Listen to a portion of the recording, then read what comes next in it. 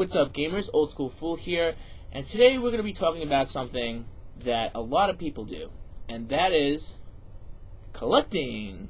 Yes, collecting. Now, people collect a lot of weird things. Some people collect things like automobiles, old muscle cars. Some people collect stamps.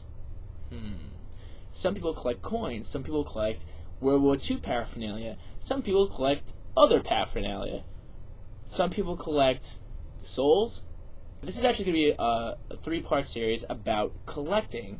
Now, collecting what? Well, obviously, we're talking about video games. We're talking about collecting old school and, of course, new video games. In this series, we're going to show you exactly how to become an avid, hardcore collector. So, if anything, collecting video games can be fun, educational, because you're going to learn something about collecting them, and of course, rewarding, because everybody has pride for their collection. Now, where to start collecting? Well, you got to first focus on what you're looking to collect. There's so many different game systems. I mean, literally, from the original handheld systems to older, very old and older consoles. I mean, to even some of the first CD-based systems. I mean, there is just so many different types of games to collect. So you got to find out, what do you want to collect for? We're going to start with the cartridges, older cartridge-based games. Some of the most popular cartridge-based games of all time are Nintendo cartridges. So right now we're going to show you exactly what's required for a quality, good collection. So we're going to show you the differences in the types of ways you can grade and get them graded. This is an original Nintendo cartridge. Yes, it's a plain cartridge. It usually has the label of the cartridge, well, of the box art on the front of the cartridge. 90% of the time, whatever the box looks like is what the label looks like. Now, this is a standardized cartridge. Now, for the original Nintendo, because Nintendo games are fairly rare nowadays on certain titles, you'll notice that the prices, what you see, are going market value rates. So, this game, on average, Super Mario Bros. May go for anywhere between $8 and $20 for an original, depending on the condition. Now, this condition happens to be, for cartridge only, happens to be in a good condition, meaning there's no wear on the actual label, there's no stains, there's no marks, there happens to be no any type of scrapings or writing like, Little John or, Big Al's Game Garage or whatever you want to call it was honest. There's no actual price tags, there's no top-down label peeling up. There's actually a decent cartridge, as you can see. I mean, obviously you want to test it out to make sure it's functional, because that's an important thing too, to make sure the game actually works. But this happens to be, I'd say, a grade this at a B plus cartridge only. Now, as a hardcore collector, you always want to be like, well, what about the box? What about the box? Now, it's unfortunate a lot of people don't keep the box from yesteryear. I mean, if everybody knew it was, going to be worth something, I mean, most people would have kept it, but unfortunately a lot of people don't. So now, what do you have? The types of boxes. Well, we got this box right here for this game. Now, if you notice, the box comes with an original slipcase and kind of torn up instruction booklet, as you can see. I mean, it shows you the Koopa Troopas and all the other cool stuff about the characters about in the game. If you guys don't know Super Mario Bros. Storyline by now, shame on you. And of course, we have, even in this box, happen to have styrofoam. Don't light it on fire, kids. So technically, this box could be added to this game. So this would now be a box title. But if you notice the box, it's not in the best conditions. So you could expect it to be a little bit more, but not a whole heck of a lot more because of the condition of the box. Now, the box bottom is intact, the sides and the front's intact, but if you look at it, the top is ripped off. The top is ripped off, and there's some damage to the back. It's kind of creased up. Looks like the Hulk chewed it up for a little while, but it happens to be a box. So if you're collecting and you don't want to spend too much money and there's a box, well, there you go. Here you go, the box. But let me show you the difference between, this is a grade D box. This would be something that you have a box for it, you couldn't find one, this is the greatest thing since sliced bread until you can find one. But then you have this, even higher grade. This is an official, this is like they sliced open the wrap yesterday. If you look at it, let me show you why. Well, the first thing is there's a top to it. Okay? If you notice the box, the creases, they're sharp. Unlike the bottoms from this one, they're very, very sharp. The graphics on the back, the screenshots, look almost like they were pulled out of some kind of, Game Fan magazine from like 1991.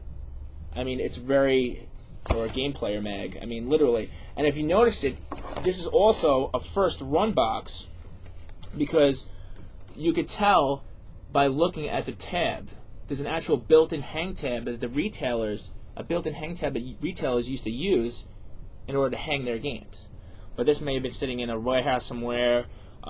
So yeah, I mean, technically it's straight out of the plastic packaging. How do I grade it collectible-wise? Well, this is a superior collectible, folks, because not only do you have the box is in mint condition, there's no creases, everything is there. You want to handle it with caution and care. And you'll see the game's label is actually a little brighter, so there's no degradation on it whatsoever. You have the slipcover, the original Nintendo slipcover, and of course, more so than anything, is that you include original products that came with the game. For instance, this is an official instruction book of Super Mario Bros. I mean, obviously it's in a lot better condition than the last one. Can't forget my man right here, the robotic operating buddy, my friend, Rob. This is the greatest thing since sliced bread. Plain wheat or rye. This would be graded a 95, mainly because it includes almost all of the paperwork. The actual box that it's packed in is flawless, including the styrofoam that's inside. Everything here is that's missing except the original plastic wrap. So in other words, it's not factory sealed.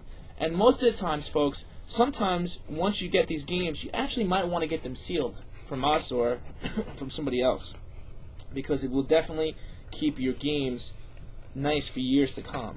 I mean, it's just nice to have a nice collection.